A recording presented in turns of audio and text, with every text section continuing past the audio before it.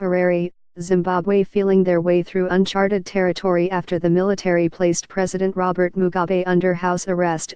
Zimbabweans ventured into streets patrolled by armored vehicles on Thursday and awaited some kind of signal of what a new era might bring. Many in this land of 16 million people have known no president other than the 93-year-old Mr. Mugabe, a one-time leader of the country's anti-colonial struggle who traded the liberator's mantle for the iron fist of one of Africa's most enduring autocrats. Early Wednesday, the military announced that soldiers had confined Mr. Mugabe and his flamboyant and ambitious wife, Grace Mugabe, to their home. While the military denied that a coup was underway, its actions signaled clearly that Mr. Mugabe no longer exercised supreme power. The streets of the capital seemed calm on Thursday, but some residents said they detected a muted anticipation of possible change.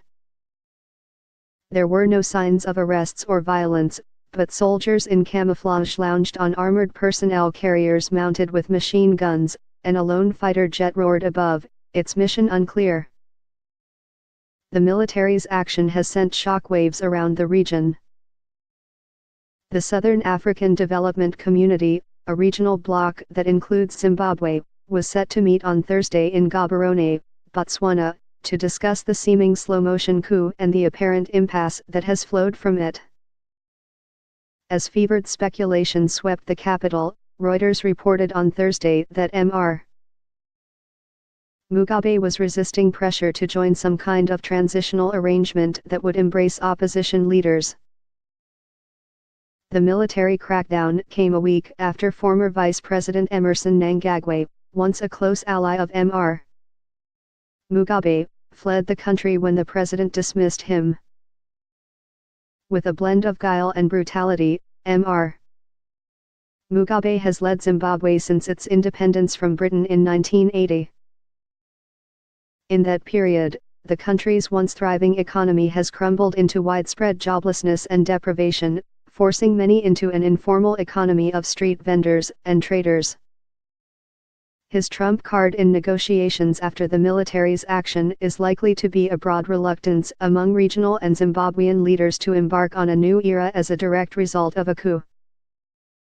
"I think he will play hardball," Ibo Mandaza, an author, academic, and publisher, said in a telephone interview. Reuters also reported that Mr. Mugabe insists on remaining in office until the completion of his term next year.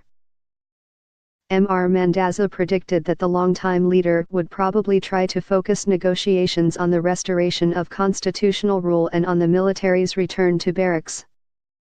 "I think people are trying to get away from the coup situation," Mr.